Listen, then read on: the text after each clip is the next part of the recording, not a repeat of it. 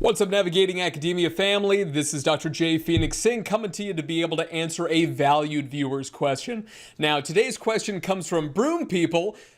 Guys, do me a favor. If you ask a question, please make sure to put your actual name or any name that you want. So that this way, I don't have to say things like, today I'm responding to Broom People. I'd appreciate that. So, in seriousness though, it's a pleasure to always get your questions. If you have a question which is high sensitivity, and what I mean by that is that it is going to be a question that will be of interest to the multiple, the legion of Navigating Academia followers, all several thousand of us, make sure that you put it down below. That's fine.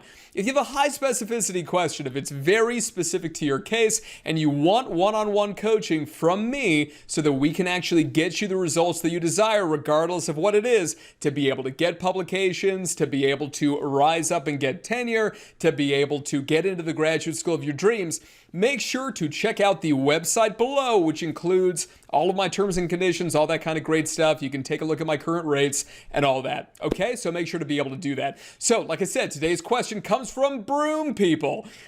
Broom People asks, and it's kind of a several-part question, so kind of stick with me. Okay, here we go.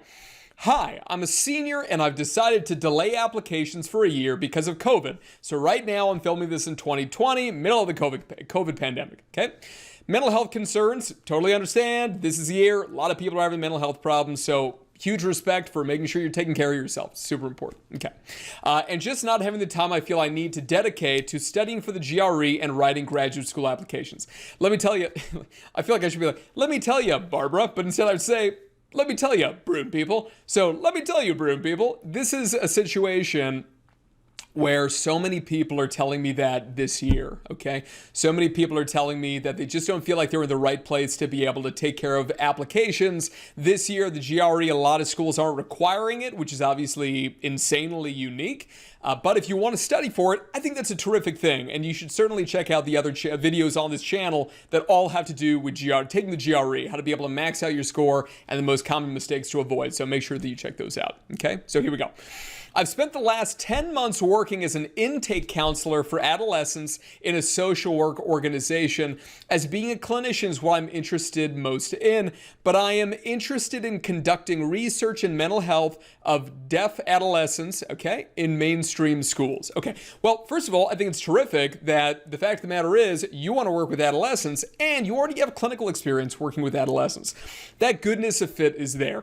A lot of the times what happens is that people end up getting clinical experience with a population that they're not really interested in doing research with. So the fact that you already have that is a really great sign because it assists you, and it's going to assist you when you're writing your personal statement, when you end up getting interviewed. It's going to help you out a lot to be able to essentially put two and two together and make a logical and coherent story. And that is incredibly important when it comes to your application. Okay, here we go. So basically what you're saying is that you've done clinical work, but you're really interested in research, which is cool. I love it. Okay, here we go. I don't have publication experience despite past research and publication work. So there's a series of questions here. So this is the first big one. What do you suggest is the best way to acquire it? Okay, a couple things here. Number one, if you've worked on research in the past, and especially if, using your words here, you've worked on quote unquote publication work, it's really important that you stick your neck out there and you say that something that you're really, really passionate about is getting into graduate school. You recognize that getting publication is of the utmost importance, and that even if you're 17th out of 18 authors on a paper, the most important thing is that you get something published in an impact-factored peer-reviewed journal. No, it doesn't have to be the Lancet or British Medical Journal, okay? It can be a low-level, low-impact factor journal. The fact that it has an impact factor will be good enough, okay? That is super important, okay? Make sure you got to stick your neck out there. And remember, what we always say on this channel is that nobody is going to be a stronger advocate for you than yourself. So it's very important that you make sure that you put yourself out there. And that can be really scary. So know that I completely understand that. I remember when I was probably about your age. So I'm assuming about maybe 21, 22. That's how old I was when I was kind of, going through the application process. And what happened for me was that I definitely had imposter syndrome. You have this feeling deep down that you're kind of like, bothering someone else by asking them to put you on a paper or whatever it is if you put the labor in. But the fact of the matter is that is the right thing to do. And if you end up having somebody that you're working with, a mentor, a supervisor, postdoc, if that person actually cares about the next generation, so like this is my entire thing, is the reason I have a channel for you guys, right? Is caring very deeply about the next generation. If they really care, they should give you that opportunity to prove your mettle, as they say, so that you can then get on a publication that arises from that research work, okay? So I'm sorry to hear that there was publication work that you worked on and you didn't get a publication out of it. That's a bummer. The best thing to do in that case is basically to say that you're willing to put more hours in and do deeper level research and commit the time in exchange for, and this is what you say, okay? Here's the term, minor authorship, okay? You're willing to make that trade in exchange for minor authorship. Okay, that's the thing to do. So in terms of the best way to acquire it, obviously it seems like maybe there may have been an opportunity. Obviously, I don't know your unique case, but it's one of these things. That's okay that we happen to have missed that one. Hopefully there will be more opportunities. Why do I say that? Because of the next part of your question here, okay? So let's go to that. I'm gonna wrap up this first question when we talk about the answer to the second one. Here we go. I'm thinking of working as an RA, which is a research assistant, on my year off to get more research experience, as when I conducted research, it wasn't necessarily in an area I was interested in. Don't worry about that. Okay, don't worry about, so long as there's something where you can, and you haven't told me the main area of research that you've done, but so long as there's a story, like a cogent story, okay? That's the most important thing. For example, for me, right? I worked in this place at Tufts. It was called the Interpersonal Perception and Communication Lab, okay? So it's like social psych lab.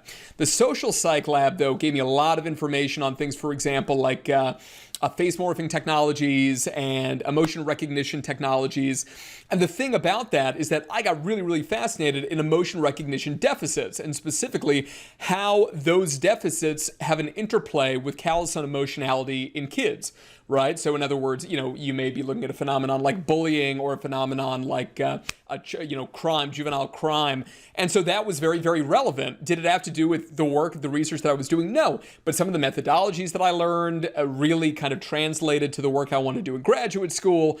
And when I got into my dream programs, which was awesome, right? It obviously took a long time to do it, but it's one of these things. When I got into those programs, that is one of the things that I ended up getting told is that, you had that experience, which kind of has prepared you for doing this new research line. So don't worry too much about that. But what I do recommend is that if you're taking a year off, really, you need to make sure that you have narrowed it down.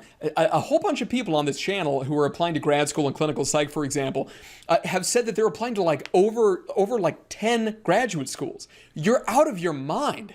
You're out of your actual mind. You need to apply to a maximum of 3 to 5 schools. Why? You need to foster a personal one-on-one relationship with the individual who is your target supervisor. You got to work this, but watch all the videos on this, okay, that are on this channel. You have to work it backwards. Identify the target supervisor and then work it backwards. The school is irrelevant if it's a research-based doctoral program. It is irrelevant, the name of the school. It can be the most garbage named school ever. If you've got somebody who's a really big name researcher who's there, who's going to be a supportive supervisor, that is the place that you should go. But remember, how do you pick that supervisor?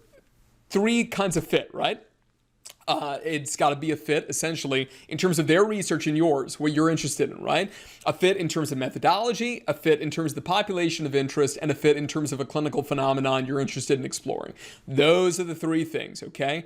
And you'll hear me say that in other videos, but bears repeating right now, okay? When you know who that target supervisor is, let's say that, so like I live in the US, I'm not sure where you are, right? Okay, so let's say that you're in the US as well, okay? So like for me, I live in the DC metro area, so in Northern Virginia. Let's say that you happen to see somebody in Connecticut who you're really interested in working with. They're your target supervisor, okay? What I recommend doing is getting in touch with them and seeing whether or not you can be a research assistant in their lab. I want you to take that year and become an internal candidate. Okay, and that is one of the best things that you can do. And we can talk about that in other videos. What is an internal candidate? How do you become one? Just let me know in the comments below or whatever, and we'll chat about that in another video. Okay, so final piece of your question here, okay, is what other kinds of experience do you think would be necessary? I'm worried about having a weak application. So, hey, huge respect in terms of, wanting to overcome any weaknesses, right? That's a good thing. There is strength in identifying your vulnerabilities and your weaknesses, because that suggests that if we overcome them, we can get a better outcome. If you think that you don't have any problems and that you're a shoo-in in these things, the likelihood is that you're screwed. And the reason that is because you're overconfident, right? And that suggests that you're probably missing something. So when people people tell me that they're a little bit worried, or they're anxious, or they have some fear, that's a good thing, in my book at least, okay? So here's what I would say. Just like in the video that you commented on, so the video that this individual commented on was called How to Get into Top Clinical Psychology PhD Programs, okay? And in that video, I talk about kind of the things that I think you should do, okay? So, you know, you need a stellar GPA, 3.5 and above, like a minimum 3.5, okay?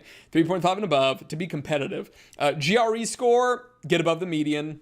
Okay, that's it for your target program, and that'll be different regardless of what the program is, okay? The next one is letters of recommendation, 3 letters of recommendation. I talk about how to do that there, okay? Fourth one is publications, and fifth one is personal relationships. And obviously research and clinical experience, if you can get it, okay? But obviously you can't have publications unless you got research experience, so that kind of plays right in there. And obviously if you're going to do a clinical program, you should have some kind of clinical experience, okay?